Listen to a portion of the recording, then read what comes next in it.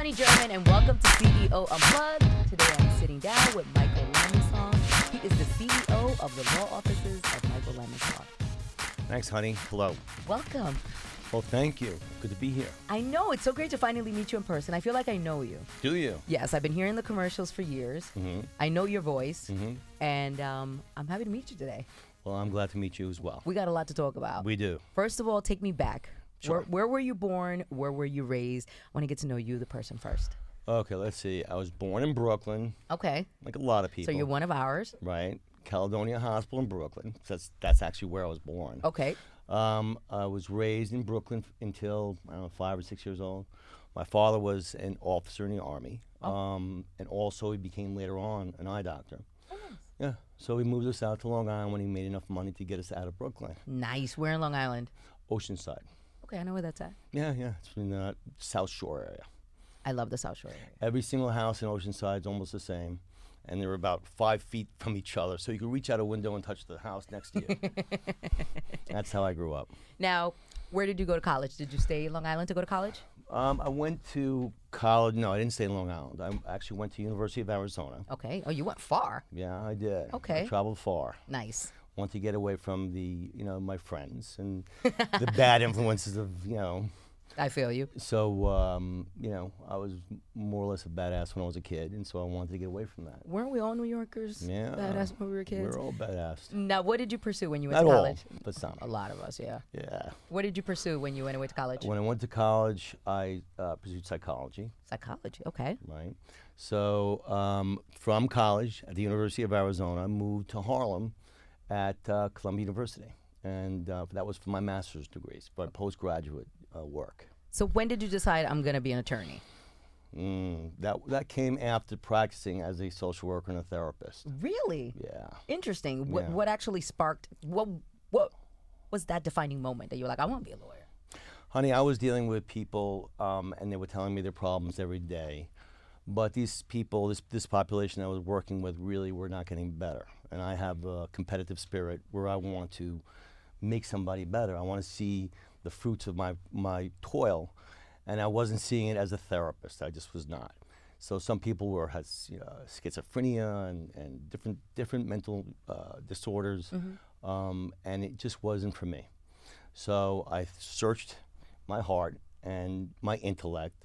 I went to see lawyers and doctors, and actually I went to see one lawyer, and I said to myself, you know what? This looks like fun.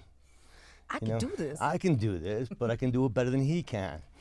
So that's what sparked me. I went to court with him, saw what they do, and said, I can do this. I can do it better than all these other lawyers. Yeah. And you decided, I'm going to law school? I decided to go to law school very late. When you say very late, what does that mean? It was late in the season. So Okay. there's only 3 law schools that were open to me. So Okay. I went to the one that was, that had the prettiest girls. I bet you did. Which one was that one? It's called Benjamin Cardozo. Okay. Know a lot of people that went there. Yeah.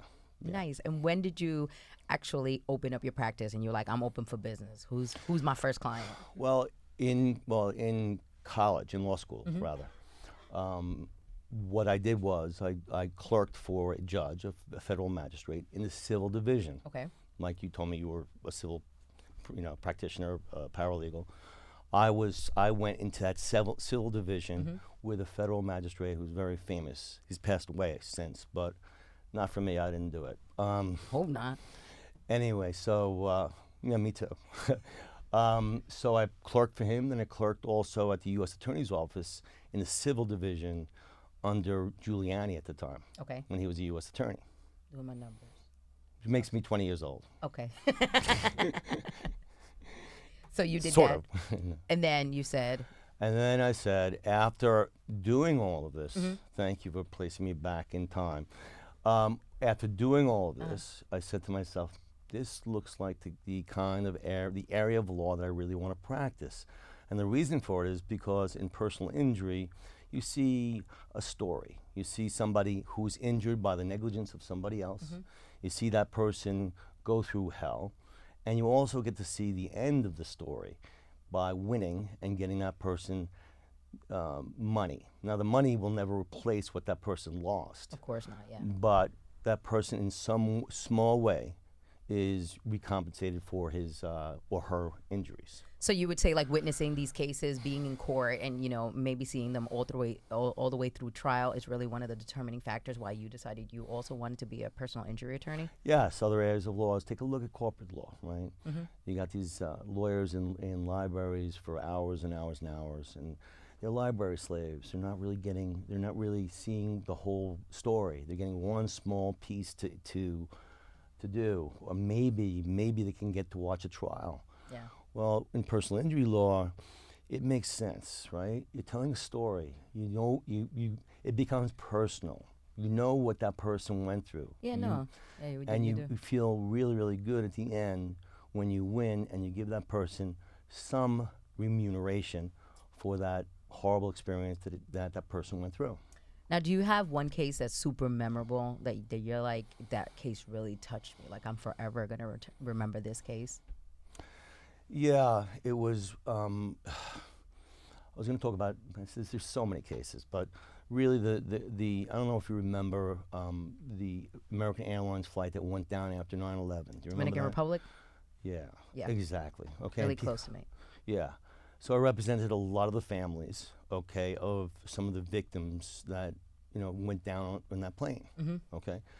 I found it was very difficult at first because you have to go to see the families and, they're going through A lot. what they have to go through.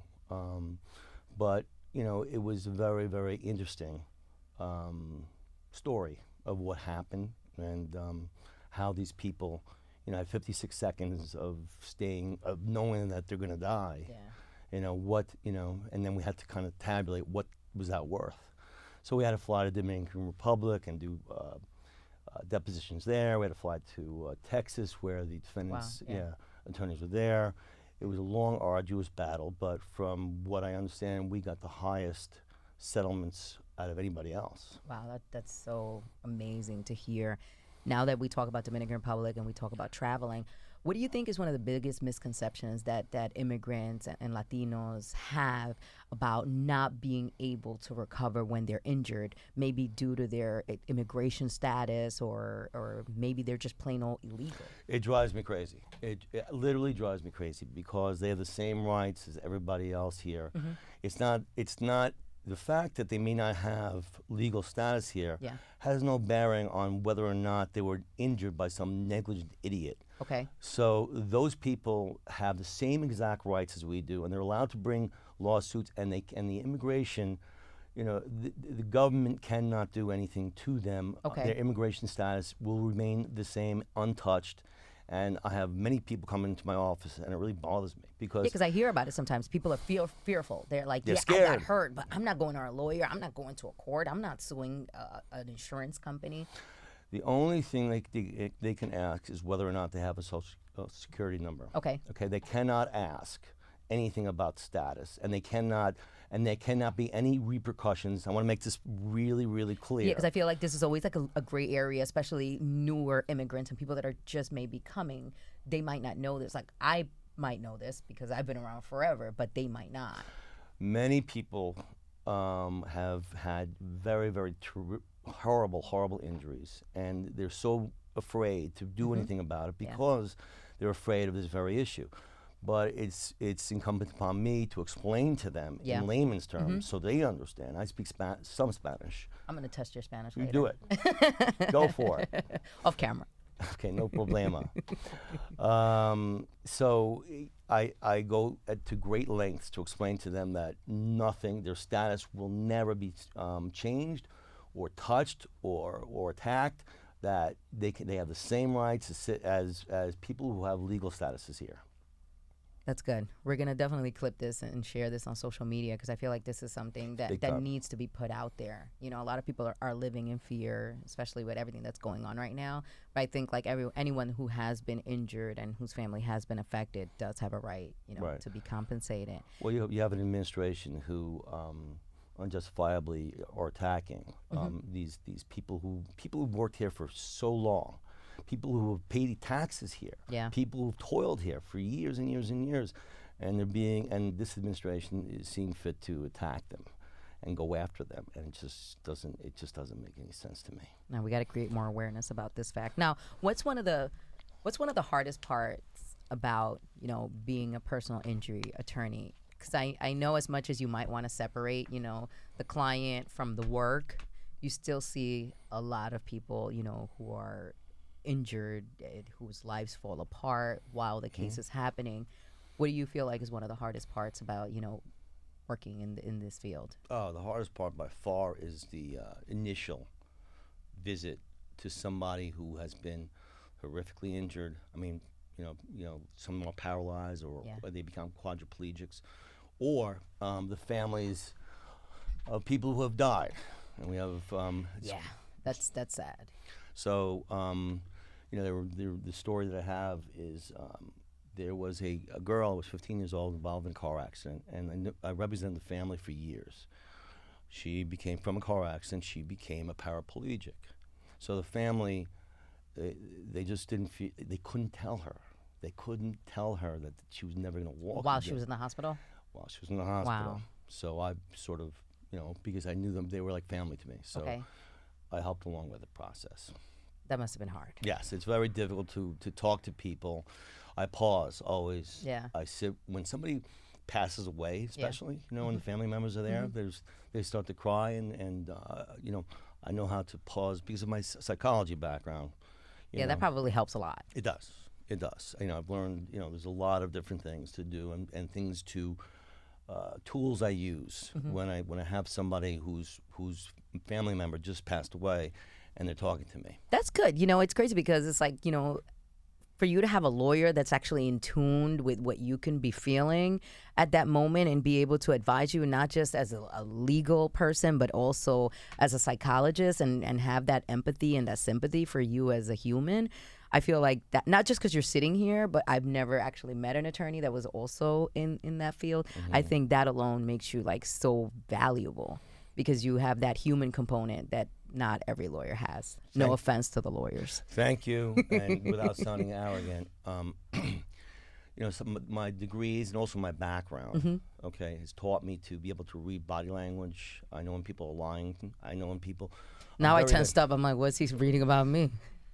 Look at somebody if they look to the left when you ask them a specific question. I'm never doing that again. Sometimes, but I'm able to read people pretty well. Oh, I don't want to work for you. 'Cause I'd be lying all the time. I was sick.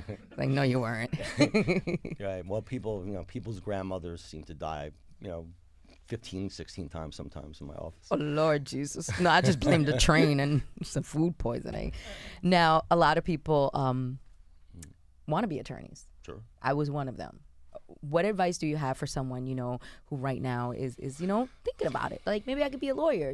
There's so much stuff that's going on right now with our criminal justice system, with younger people wanting to make a change. Like, what advice do you have for someone young that is thinking about going into your profession?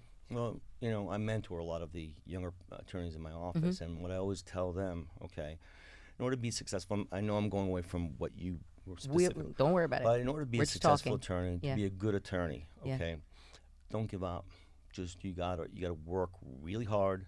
You gotta think of every possible theory that would make the defendant responsible for, that would prove that the defendant was responsible for your client's injury. Never, ever, I'm sorry, I know you were paralegal, but never, ever trust the work of others. Of course not. Don't. Unless the lawyer reviews it and approves it, right? That's right. That's right. But some lawyers don't.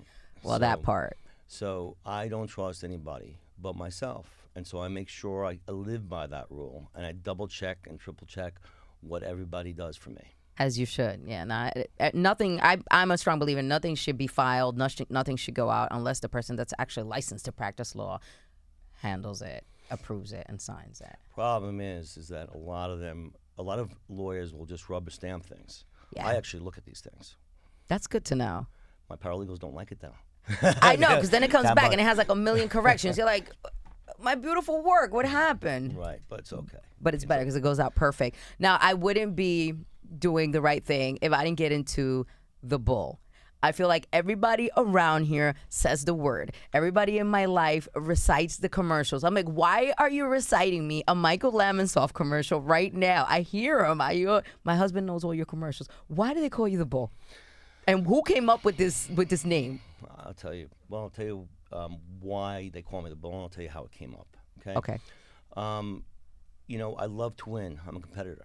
Okay. Okay. I fight really hard. Since you were young, since you were a kid, it's always been part of your DNA. Yeah. As a kid, I would. I was the guy that would beat up the bully. I was the guy because I was a boxer and a kickboxer and so forth. So I love the competition. So I love to win for my clients. I love at the end of their case giving them that check. I love the smiles on their face. Yeah. I love winning.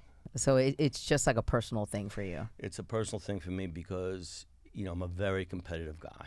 And who came up with the name? Well, years and years ago, clients would ask me what I wanted. And one client went to Jamaica where, I have a special relationship going there a lot. Jamaica Queens or Jamaica the island? Jamaica the island. Oh, okay. So I said, bring me back, because I saw when I was 13 years old, I saw these wooden bowls there. I said, bring me back a wooden bowl. I know exactly which bowls you're talking about. They're like mahogany bowls or something like that? No, they're wooden bowls. They're wooden bowls, okay. Yeah. And they actually sit by the road. They make them. And you like hand carved? Hand carved, beautiful. I mean, these guys are really artists. So I saw it, got it, put it on my desk, and then I just, every time a client would say to me, what can I do for you? I want to do something for you because I'm so happy. Yeah. I said, get me a bowl, because now I'm afraid now about how many bowls you own, but continue. Yeah. Well, I have so many bowls that it takes up 3 offices. No, it's. I was shocked. I'm like, are they really at the office? Well, these are real bowls. These are not wooden bowls. Oh, so they're gifting you real. I'm joking. Oh, No, God, no. you have thrown me off. I'm like, you have a farm too? No, well, thinking about getting a bull farm. So I would always tell them, get me a bull. The reason why, then clients would get them for me because they'd see me in the office, and they would say to themselves, hey, this guy's like a bull in court. People in court thought of me as a bull because I never stopped fighting for my clients. I just don't. I can't. I'm not afraid of judges. And that's key. What? Not being afraid? Not being afraid. Yeah, I'll tell you a story. We have a case that involves the what was it? The Cherokee Jeep incident. They made a shifter that wasn't working right. As a result, a lot of people died. Not a lot of people, but I don't know if you remember that California actor. Okay, he died. Which Oh, really yeah, I remember. Remember that? The Jeep rolled over him at on the driveway, right? I remember that. So I went to Detroit because we're suing Chrysler, and I went before a judge, and the judge got so mad at me, he threatened to sanction me. He said, I'm going to sanction you. I go, Judge, hey, I'm a very rich man, very wealthy man. Fire away. Then at the end, towards the end, he threatened to castrate me. That sounds painful. Well, yeah, and I said, I don't think that's possible either, Judge. But try your best. So, judges don't scare me. That's good to know. Not much scares me. That's good to know, too. Yeah. Because that means you're going to go full steam ahead, make sure your clients get what they deserve, man. And that's what's really important for anyone who's been wronged, for you to make it right. Right. What I find is a lot of corporations covering up, especially in construction cases. The construction cases, in construction cases where people are injured, they're usually badly injured because, I've seen some construction cases, and I'm like, how are you alive? They're like, oh, I fell 15 stories. I'm like, and everything was broken. So I know exactly where you're coming from with those injuries. Right. So in those cases, Yeah. Okay, the state has passed laws to protect these workers. And so the owners, the landowners, and the multinational corporations that own the lands, and they fly in their investigators, and immediately they hide the ladder, they hide the scaffold, whatever was not functioning correctly. Yeah. So that's why I love those cases, because I love finding uncovering the lies and the deceit of these companies. That's so dope. Now I want to go back to the legal field. I want to do some investigation. It's a lot of fun. Thank you so much for dropping by. I'm glad I got to finally meet you in person.